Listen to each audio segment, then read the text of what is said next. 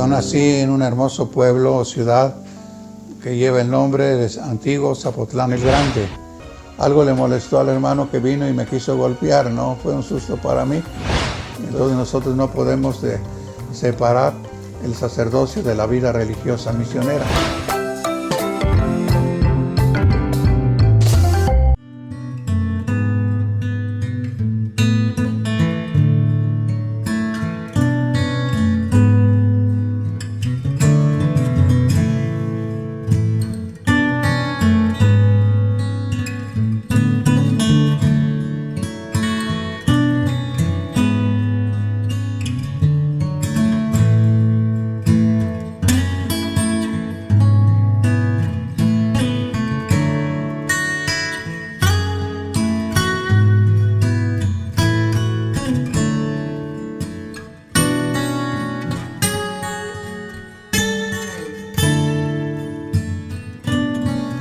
Hola, ¿qué tal, hermanos, amigos, bienhechores, compañeros en el ministerio?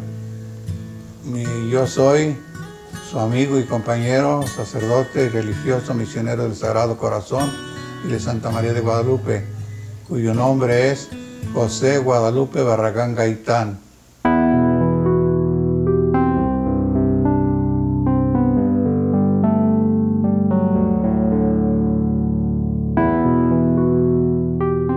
Yo nací en un hermoso pueblo o ciudad que lleva el nombre de antiguo Zapotlán el Grande, ahora recientemente Ciudad Guzmán del estado de Jalisco. Nací el 12 de mayo de 1941 en el barrio de Montenegro, número 100. Ahí mis padres fueron Alberto Barragán Silva y Teresa Gaitán Medina. Guadalupe, que en lengua náhuatl significa la que viene volando desde el cielo al pueblo del sol, que en esos momentos estaba oprimido, pero para liberarlo. Es Tlecuautlacupe o en lengua náhuatl.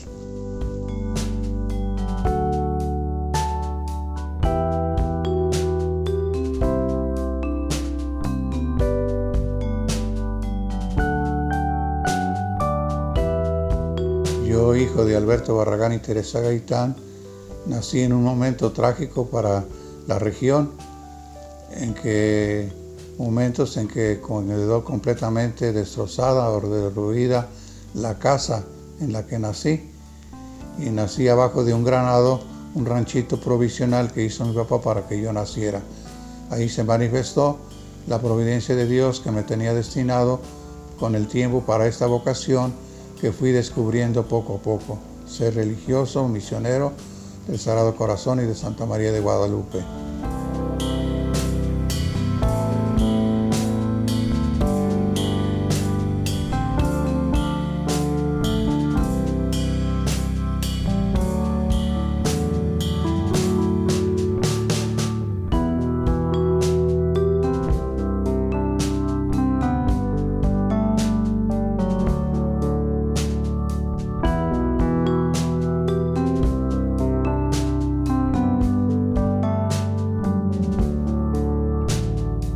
Nací en una familia católica, creyente, donde el don de la fe la recibí inmediatamente en el bautismo.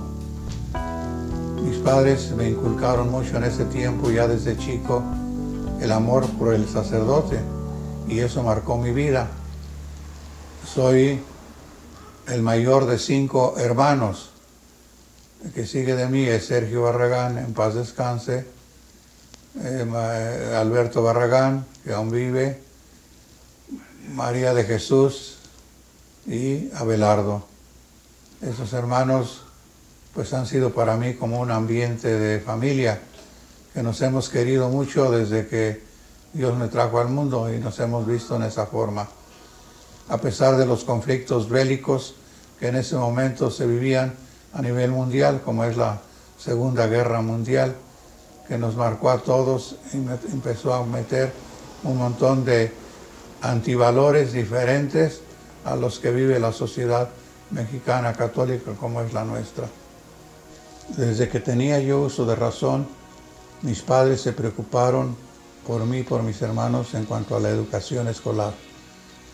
Y estuve yendo a la escuela de gobierno, me acuerdo de una señorita maestra muy buena, Senorina. Y esa señorita recibió varias recomendaciones de mi papá porque yo era muy inquieto. A este muchacho quiero que me lo eduque bien y si se porta mal, castíguelo, no importa que sea así. Mi papá era persona recia, pero una persona muy honesta, que sentía el cariño cuando nos corregía.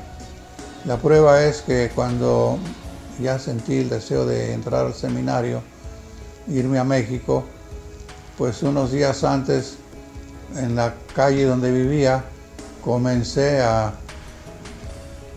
con una resortera a tumbar los faroles que iluminaban la calle en honor de la Virgen de Guadalupe.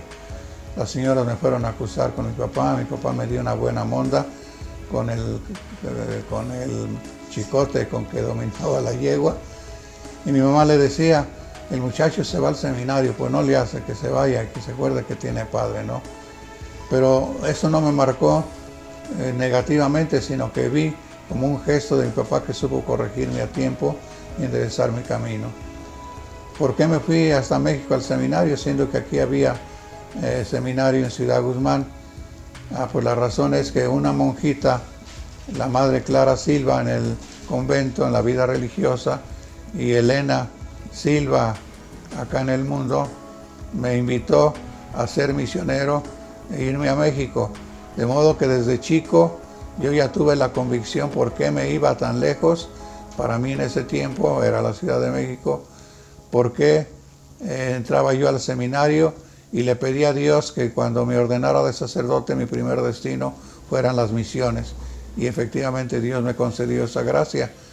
A los 27 años, a los 3 meses de ordenado, un 2 de junio de 1967, me fui para Chiapas, ¿no? Y de ahí guardo una bonita experiencia. Tuve de compañero al padre Marcelo Rodríguez, que cuando yo entré al seminario él me dio 2 años de latín, era muy bueno para los idiomas, y acá me enseñó la lengua celtal maya. Recuerdo la circunstancia en que llegaban los hermanos indígenas un viernes primero a confesarse. Y entonces yo, admirado de tanta gente que llegaba, le dije al padre, toda esa gente hay que confesarla así y tú me vas a ayudar. Yo me sorprendí, pues no sabía el idioma. El padre no respondió nada, tomó una servilleta y estábamos desayunando y me hizo una lista de pecados. Fue mi primera lección. Y ya le dije, bueno, ¿y cómo les digo que ya se vayan? No, pues ya me enseñó el padre y me dijo cómo, ¿no? Pero llegando a confesar, pues no les entendía ni papa, ¿no? Entendía puro shish. Pero pues Dios que los perdone, les daba la absolución. Y en eso llegó un hermano indígena tomadito, empezó a rezar a Santo Tomás, el patrón del pueblo. Y yo, curioso, absorto en lo que estaba haciendo el indígena, prendiendo sus velas y todo, y cantos muy bonitos, pues me distraje. Y entonces, al distraerme, pues que algo le molestó al hermano que vino y me quiso golpear, ¿no? Fue un susto para mí. Entonces el padre me dijo, dile que esté quieto. ¿Cómo le digo? Chaván. Y le dije, ¿qué significa? Pues que guarde silencio, que se esté en paz. Pero yo, como he equivocado, en vez de Chaván dije Javán, pues más se enojó, le estaba diciendo que era mi cuñada, ¿no? Y me acuerdo de esa circunstancia que me marcó. Y así, transcurrido el tiempo, pues yo ya entendía el idioma y podía hablarlo. Y en una gira iba un hermano con la maleta ayudándome y me dice, padre, ¿te acuerdas de aquella ocasión? Le digo, ¿eres tú? Sí, le digo, entonces no ibas tan tomado. Dice, sí, pero me dije, el padre Guadalupe va llegando y anda con movidas. Le digo, ¿cuáles movidas? Y le digo, ¿y cómo entraste de catequista? Me dice, pues la gracia de Dios me llamó y desde que me agarró no me suelta porque la palabra de Dios es bien chingona, ¿no? No sé si hay que grabarla, ¿no? ¿Cómo fue sus primeros años en el seminario? ¿Cómo superar el estar alejado de la familia? los papás y los hermanos. Yo me sentía, pues ciertamente, con la nostalgia al principio, ¿no? Pero a base de motivaciones que me daban los sacerdotes de que era una entrega a Dios, que iba a ser misionero, eso superaba la tristeza. Y fue como me llené de entusiasmo para echarle ganas al estudio y tratar de comportarme bien y adquirir los conocimientos necesarios, porque un día yo seguía con la ilusión de que sería un misionero, ¿no? ¿A qué sacerdotes, padre, recuerdas de aquel tiempo en el seminario? Entre los sacerdotes que recuerdo, desde luego está el padre Teodosio Martínez, mi fundador de la Congregación de los Misioneros del Sagrado Corazón y Santa María de Guadalupe, el padre Isaac Robles, que fue el primer superior general después del fundador, el padre César Martínez, hermano del fundador, que me dio clases de literatura, de religión y de latín, el padre Francisco Cruz, que me dio clases de matemáticas, padre Manuel Vázquez, que me enseñó canto, y otras grandes figuras que influyeron mucho en mi vida sacerdotal y en mi formación, sobre todo más que con sus conocimientos, que eran muchos, con su estado de perfección que aspiraban ellos a ser buenos sacerdotes y ejemplo para nosotros los seminaristas.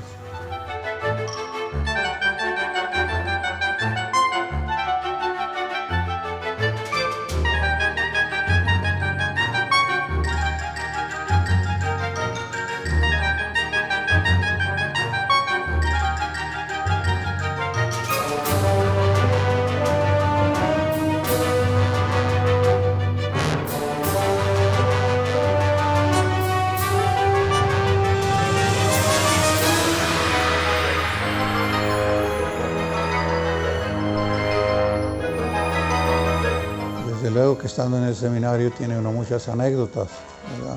Y algunas muy chistosas.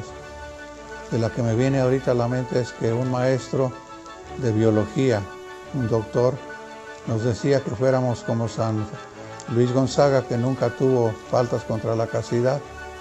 Por eso él nunca le habían salido espinillas. Pues el día que yo estaba con una espinilla grandota, me fui corriendo con el padre Isaac, le digo, falté a la castidad. Y el padre sorprendido dijo, pues ¿qué hiciste, muchacho? Pues es que me salió una espinilla. Y que suelta la risa. Pues ¿quién te enseñó eso? Pues el doctor. Dice, llámame al profesor. No le anden enseñando esas cosas a los muchachos que no son ciertas. Está buena, ¿verdad? En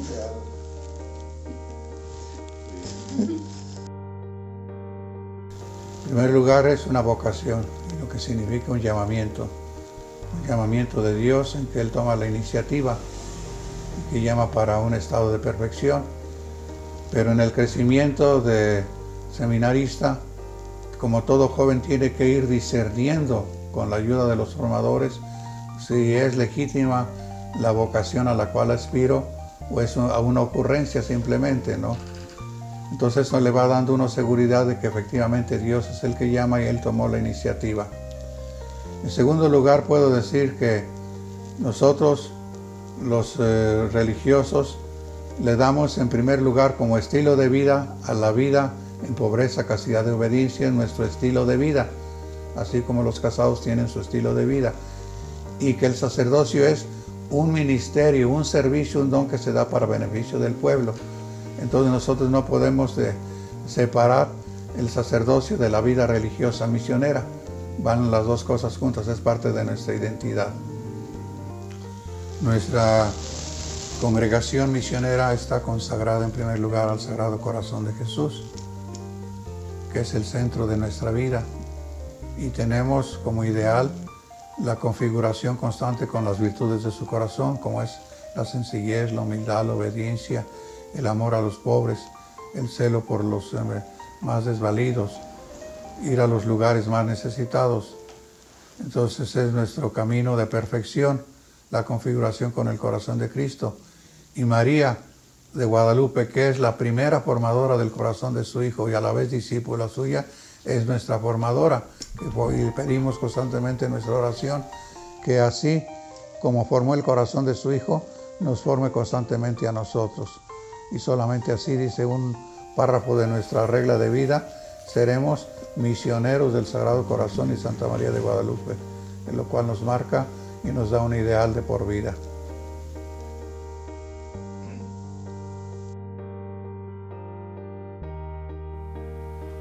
La vocación misionera es muy amplia, podemos estar en varios lugares, en distintas culturas, y esto es fácil decirlo, pero implica una gran preparación humana y espiritual de nuestra parte, antropológica, para poder entender las culturas y poder insertar el Evangelio que dinamiza las mismas culturas distintas a las nuestras, pero que nosotros con gran respeto nos acercamos a ellas, porque desgraciadamente nuestra civilización, entre comillas, se desprecia a veces la cultura indígena, y ellos tienen mucho que anunciarnos y decirnos de cómo es la vida, cuál es la visión, cuál es su cosmovisión, y descubrimos poco a poco que posiblemente en muchas cuestiones ellos están más cercanos al Evangelio que nosotros mismos.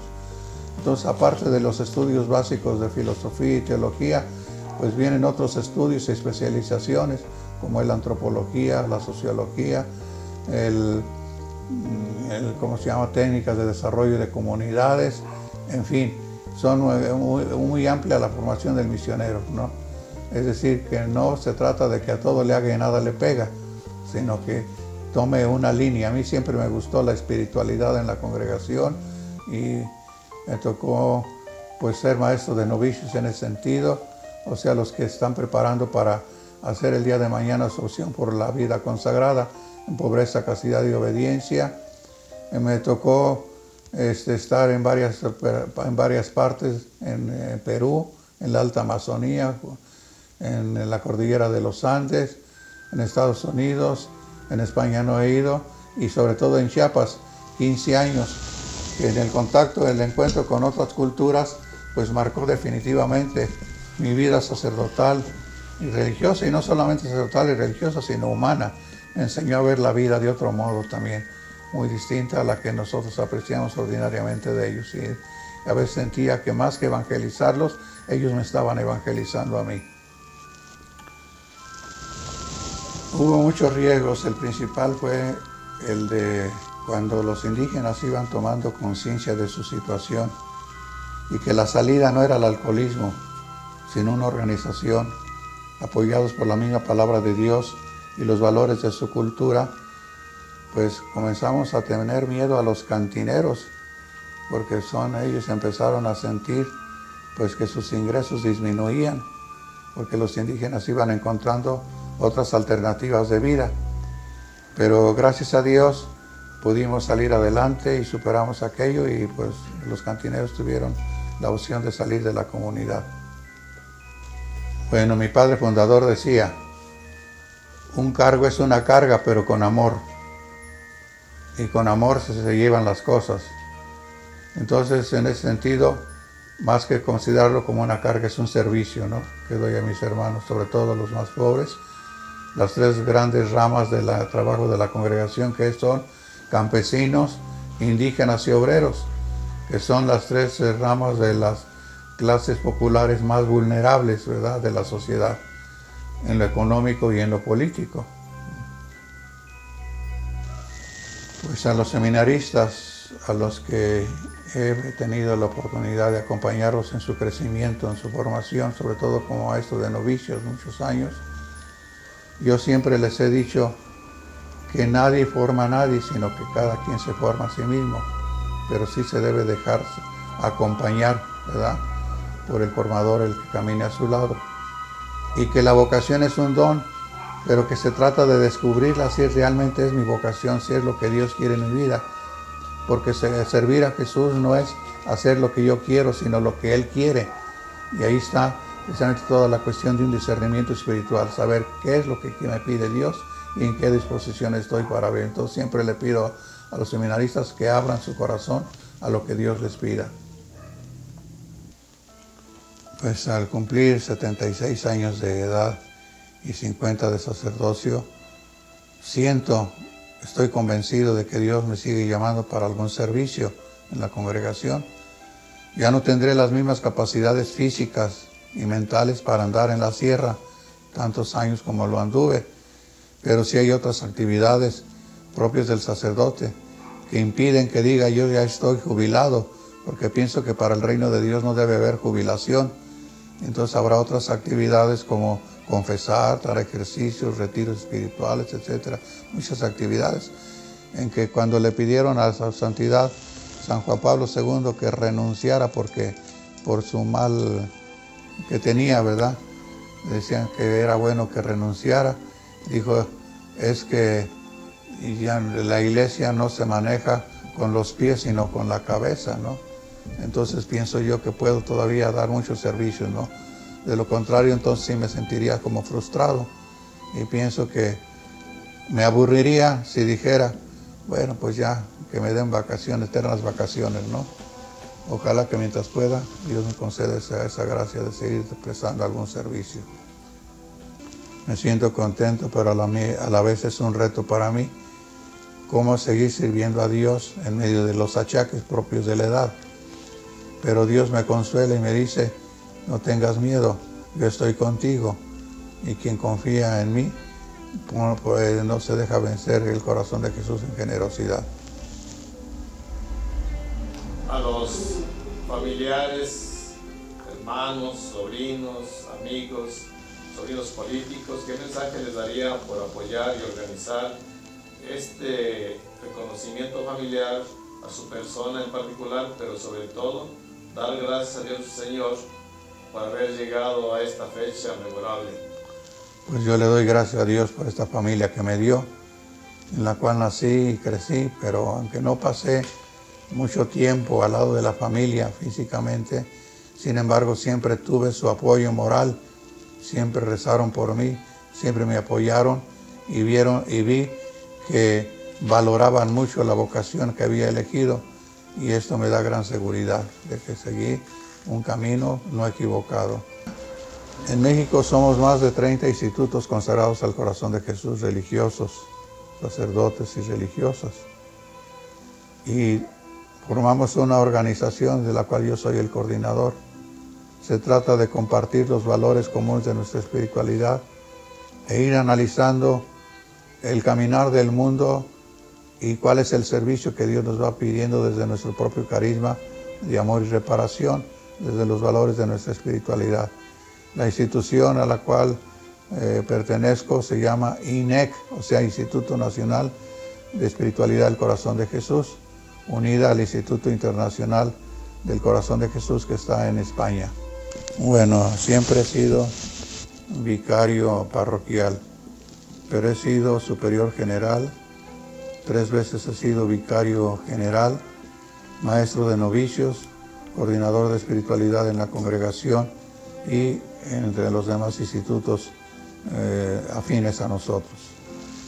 Pues que agradezco la benevolencia que han tenido para conmigo en apoyo moral y haber organizado pues esta celebración, que más que fijarnos en lo externo, es fijarnos en esa actitud de seguirle respondiendo a Dios, porque celebrar esos 50 años es a la vez un compromiso.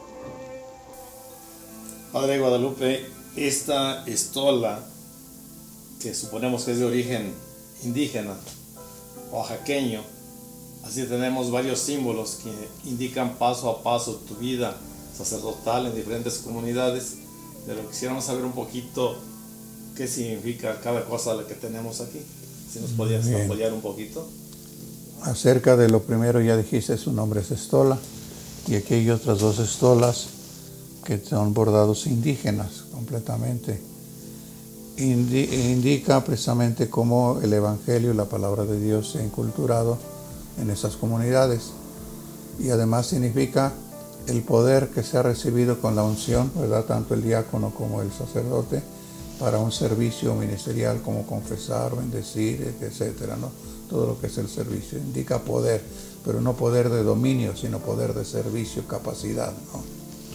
Tenemos aquí la palabra de Dios, está en español, la Biblia, pero en la lengua celtal y tzotzil la tenemos traducida y se dice Escop, Dios, palabra de Dios, ¿no? Tanto en celtal como en tzotzil. El cáliz, pues es el que recibí como regalo de mis familiares y ustedes el día de mi ordenación sacerdotal, en que fui consagrado y se me dio la capacidad por la unción del obispo de poder consagrar el pan y el vino. Y tenemos allá una pequeña como vasija de barro hecha por los aymaras de la Alta Amazonía en Perú, junto al río Amazonas, en la selva amazónica, que significa precisamente una bandeja que usan ellas para sus ritos y que nosotros le hemos adoptado como patena para ofrecer el pan y el cáliz en la misa. Lo mismo, este copón con su copa al frente, en medio, significa que es para facilitar un servicio en la distribución de la comunión y de la sangre de Cristo cuando hay mucha gente en las comunidades, ¿no? Y bueno, Este morral, padre. morral, en lengua indígena se dice chojac, que significa morral. Ahí llevan pues, su matz, o sea, su pozol, su alimento para el camino, pero también ahí llevan el cuerpo y la sangre de Cristo a las comunidades. Es un modo con mucha reverencia, y se facilita para tener las manos desocupadas en el camino, ¿verdad? Por la sierra.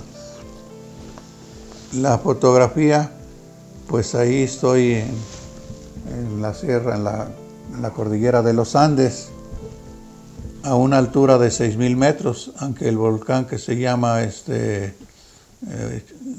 Chimbot, no, Huascarán, tiene una altura de 8,000 metros, ¿no?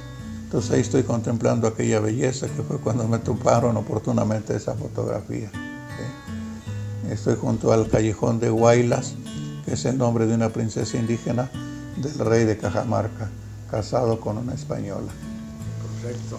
Y están mis santos patronos, la imagen del Sagrado Corazón y de la Virgen de Guadalupe, ¿no? ¿Qué recuerdos te tiene esta? El símbolo, que yo lo uso para fajarme, o como se dice, ceñirme mi sotana en la celebración, ¿no? Mi alba. Pero lo uso siempre como un recuerdo muy grato. Es la mancuerna del matrimonio de mis papás el día de su boda. Por eso lo uso con mucho cariño, ¿no? Así viejito como está, pero para mí significa mucho, ¿no? Porque ellos fueron el instrumento de Dios para que yo siguiera esta vocación.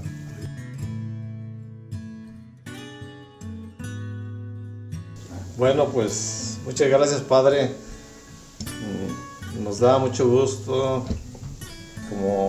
yo como representante en este momento de la familia, tal vez no es mi lugar, pero nos atrevimos a hacer esta entrevista, Padre, pues recogiendo cada paso a paso de tu vida sacerdotal, que no es fácil, y no ha sido fácil, y yo creo que tanto yo como los demás miembros de la familia están orgullosos de tu trabajo, y que todavía, como tú dices, puedes seguir dando más. Muchas gracias porque te prestas pues para hacer este tipo de trabajo, recordar cada momento de la vida, y pues te deseamos que Dios te siga bendiciendo, que el Sagrado Corazón de Jesús siga como centro de tu vida, y que la Santísima Virgen María de Guadalupe siga también en tu corazón. Muchas gracias, Padre, buenas noches. Pues una de las experiencias finales es que a ti desde joven te invitaron al seminario, pero te ganó el corazón de Lupe, ¿verdad? Y encontraste tu vocación ahí, y está bien, diste muchos hijos, ¿no? Y pues cada quien sigue su camino. Y gracias a Lupita y a toda la familia, ¿verdad? Por su apoyo. Y esta celebración indica que no me ven amargado. Claro que no. Si me hubieran amargado, no había esta celebración, ¿verdad? Contento, feliz. Y muchas gracias, Y pues en el nombre del Señor Jesús los voy a bendecir, pero en celtal. Tecahualtica yuso jais, que significa el Señor esté con ustedes. Techulteselte Dios tatil, tenichanil, sotechul Espíritu Santo, Hichucahual. O sea, que la bendición de Dios Padre Todopoderoso esté con ustedes, así sea. Así sea. Bueno. Gracias, Padre. Y Yashbenotik, Tastojol Dios. Caminamos en la presencia de Dios, es lo que significa. Muy bien.